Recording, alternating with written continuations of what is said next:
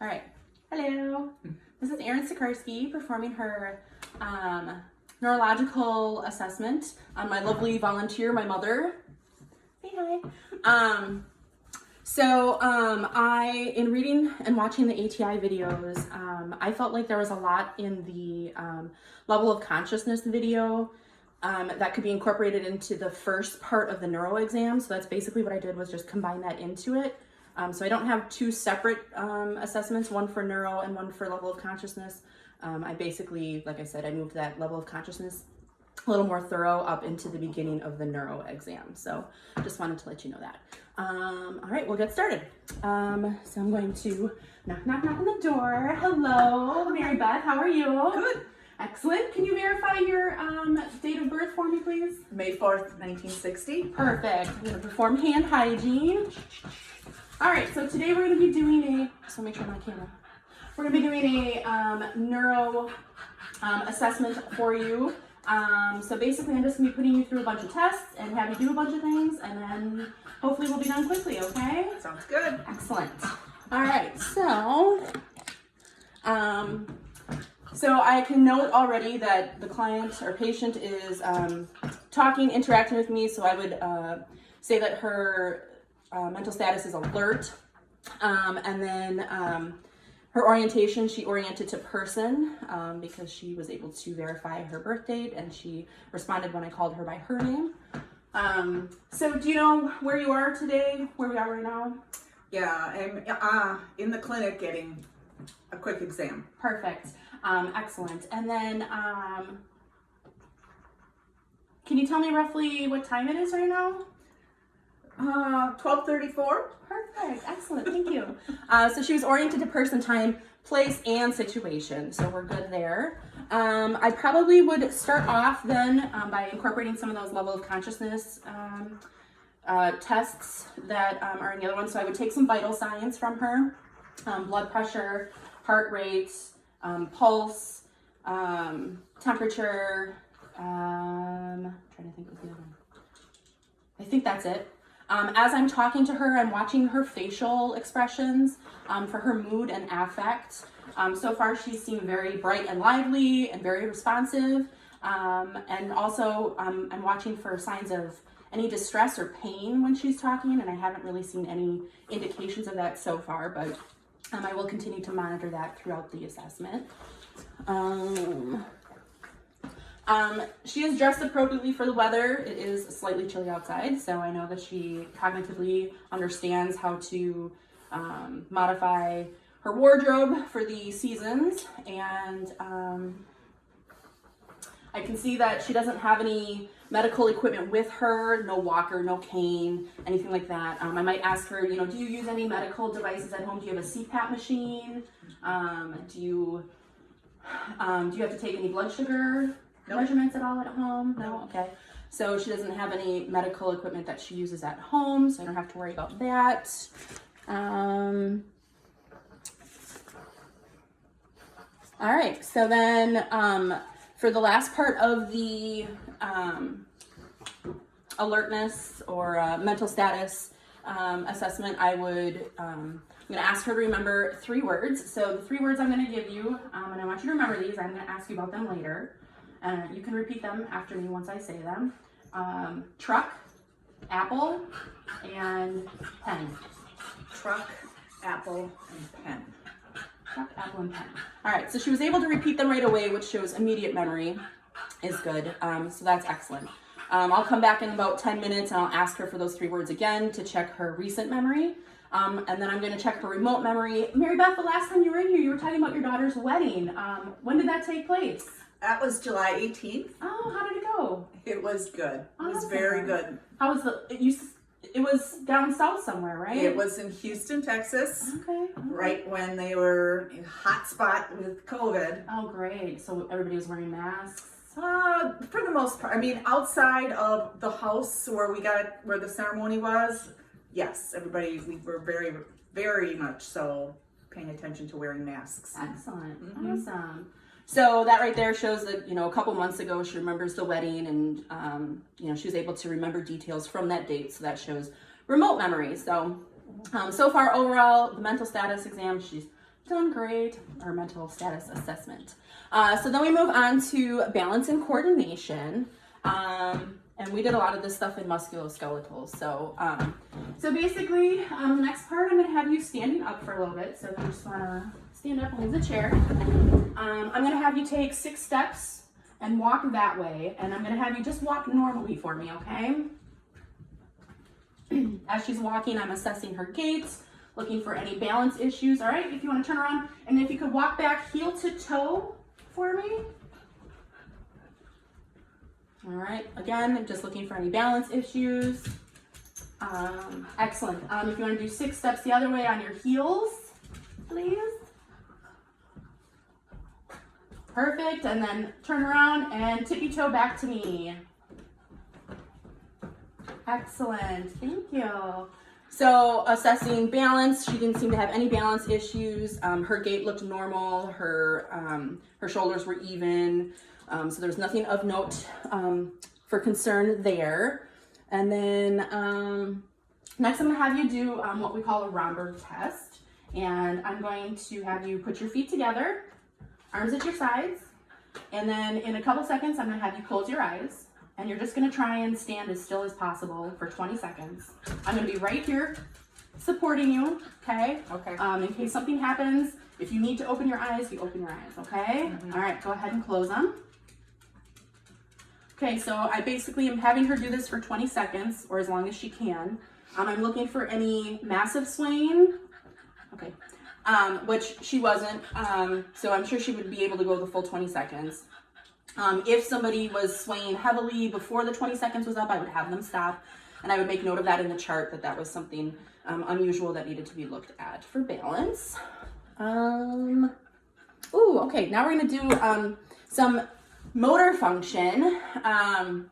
So I'm going to have you spread out your hands like this, and you're just gonna tap your thighs, and you're gonna alternate palms up, palms down, and you're gonna start slow, and then I want you to go fast. Slowly work up to go faster. Good job. Perfect. All right, so that shows that she can handle the switching and the getting slower and the faster. So she's got good motor coordination, motor function in her arms and hands. Next, we're going to do a finger to nose test. So you are going to use your pointer finger, and you're going to touch your nose, and then wherever my finger is, touch my fingertip. Perfect. Again, touch your nose. And my finger. Good job. Your nose. My finger. Your nose. My finger. Good job. All right. So she was able to touch my finger at every single point and go back to her nose. So that was good. And then, the heel to shin. Excellent. So next, I'm going to have you, in a couple seconds, you're going to close your eyes. But first I want you to watch me. I'm going to have you you're going to lift up one foot, and you're going to take the heel of that foot and slide it from your ankle to your knee and back down again. And then you'll stop, and then you'll switch and go with the other heel from your ankle to your knee and back down. And you're going to do this with your eyes closed, okay? And I'm going to be right here just in case something happens, okay? So whenever you're ready. So ankle to my knee and back down. Mm-hmm. The other one is ankle to my knee and back down. Perfect. Good job. All right, so she had just a little bit of difficulty, but nothing too bad, which is excellent. And that would conclude our balance and coordination assessment. So now we get to sit down again. And we're going to begin testing of all 12 cranial nerves. So the first nerve is olfactory. In that sense of smell. So I'm going to have her smell something. Can you tell me what that scent is? Smells like orange. Very good. It's orange. Yay. The second cranial nerve is optical. So I'm going to have you just cover one eye. And then I'm going to have you read the lowest line on the eye chart that you can see clearly. BIGSNHT. Very good. And then cover the other eye. And same thing, the lowest line possible that you can see clearly on that chart. BIGSNHT.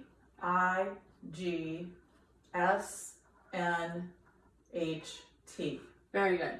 All right, so as she was reading the lines, I was watching to see which line she was on so that I can document the eyesight in each eye, whether it's 20/20, 20/30, 20/40, and all of that. Number 3 cranial nerve is the ocular nerve. So I'm going to perform the Perla assessment with my pen. So I'm just going to shine the lights above your eyes. I'm going to go twice on each eye, okay? And I just want you to look at me, and that's it. Okay. This is going to work. Oh, yeah, okay. Okay. So her pupils are actually really small right now anyways because there's so much light in the room, but I can see a little bit of shrinking when I do put the pen light above them. And I am checking, on the second run, I'm checking the other eye to make sure that that pupil is also shrinking in size, and both of them did. So she passed the Perla test, yay! So then next is cranial nerves number 4 and 6. And for that, I'm going to do the 6 cardinal points of vision test. So basically, I'm gonna hold up my finger, and I just want you to keep your head straight and follow my finger with your eyes wherever it goes, okay? All right, so we'll start here. Job. Perfect. All right, she was able to do that with no problem. Next cranial nerve is number 5, the trigeminal. I'm going to pretend I have a cotton ball in my hand, and I'm going to put it on your face. I'm going to touch your face someplace with the cotton ball, and I just want you to tell me, with your eyes closed, where you feel the touch on your face, okay? Okay. All right, so eyes closed, cotton ball. Left cheek. Right forehead. Chin. Right jaw line. Good job. So she did just fine with that. And then another test for the trigeminal nerve is to feel their jawbone as they bite down. So I'm just gonna have you bite down for me. Okay, so I feel everything working there. I don't feel any clicks. I don't hear any noises other than her teeth clicking, but that's just that. And then number 7 is the facial cranial nerve. So I'm just gonna have you smile for me, frown. Can you puff out your cheeks? Perfect. And then can you, okay, you can stop. And then can you close your eyelids, open them? Beautiful. All right. Now I'm going to have you close your eyelids, keep them closed, and I'm going to try to open them. Do not let me open them, okay? All right. So then I'm just going to test this. All right. She's got good strength there. Her eyelids are not opening with my pressure, so that's good. All right, then next is number 8, which is the vestibulocochlear cranial nerve. And, oh, this is the whisper test. So I'm going to have you put your hand over this ear. I'm going to stand behind you, and I'm going to whisper a word into your other ear. Okay. And I just want you to repeat the word if you can hear it, okay? Okay. Pumpkin. Very good. Now, can you cover your other ear? And I'll do it on this side. Baseball. Very good. Good job. I probably would have stood further back in the actual exam room, but I would have been off camera, so I just kind of stayed closer. Just to make note.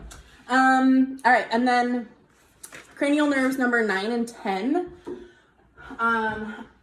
With my pen light, I'm going to have her open her mouth and say, ah. I'm watching her uvula to see if it rises midline and everything looks good in there. So open your mouth and say, ah, please. Ah. Oh, that's so cool. Very nice. So that looked good. And then could you just swallow for me? Good job. All right, so then I just monitor her swallow, make sure that everything looks good there, and then she has no difficulty with that. Cranial nerve number 11 is the accessory nerve. So what I'm gonna do is I'm gonna put my hand against your face, and I want you to try and turn into my hand and push it away with your face, okay? Good job. Other side. Good job. All right, I'm going to push down on your shoulders, and I want you to shrug them up. Good job. Very nice. All right, so she passed all of those. The last cranial nerve is the hypoglossal, and to test that, I am just going to have her stick out your tongue, please. Nicely. Open your mouth and do it. Thank you. So I'm looking to make sure that the tongue is symmetrical, The midline is central and looks nice and straight and good. And then with your tongue out, could you please say light, tight, and dynamite? Light, tight, dynamite. Perfect. Good job. I know, that's super awkward. All right, so that is the cranial nerves section of the test. So then next is the muscle strength and motor function. Oh. All right, so just like I did with your face, anywhere that you feel my hand, I want you to just try and either push against it or try to push it away. And I'm just gonna, on your arms and legs, I'm gonna test a couple of things out, okay? Okay. So go ahead and try and push my hand back. Good job. Push my hand forward. Good job. Push my hand up. Good job. And good job. Okay, put your hand out flat. Okay, try and push up. Good job. Try and push down. Good job. All right, same exact thing on this side. Back, forward. So we just repeat on that side. I'll just save it for time's sake. And then for legs, so I'm gonna push your hand to your side, please. Thank you. Go ahead and push up on my hand. Good job. Now try and push down. Good job. Good job. Out. Good job. Up. Good job. Down. Oh, hi, puppy. Good job. And then I would repeat that on the other leg as well, just to make sure. I'm looking for strength, making sure that she can, do it and has muscle strength to push. I'm also looking for symmetry on both sides to make sure that one side isn't any weaker than the other side, because I would want to make note of that in my chart if I did notice any of that. Next is sensory function. So again, with the cotton ball, so I was a little confused on this part because the ATI videos basically said to start proximally to test these and then go out distally. But in lecture, Professor Harkerick kind of said the opposite. She said she always starts distally because if they can sense something down here, it's more than likely that they can feel that sensation up there as well. So I'm gonna go with what Professor Harkerick said in lecture. Gracie, shh, it's okay. Here, go get your ball. Go get your ball. Okay. I'm gonna go with what Professor Harkerick said in her lecture, and I'm just gonna do kind of a couple distal points. She said this saves on time, and it just makes sense, I guess she said. So that's what I'm gonna do. So I'm gonna use this cotton ball, and to check sensory function, I'm just gonna have the patient close their eyes. If you close your eyes for me, and then I'm gonna place the cotton ball at different points, and just tell me if you can feel the cotton ball. Mm-hmm. Mm-hmm. Okay. Mm-hmm. Yes. Okay. So that was good for the upper, and then you go to the lower. We'll start with the toes. Yep. Yep. And up. Yep. Yep. Perfect. So starting distally shows that she can feel everything in her extremities, which is really good.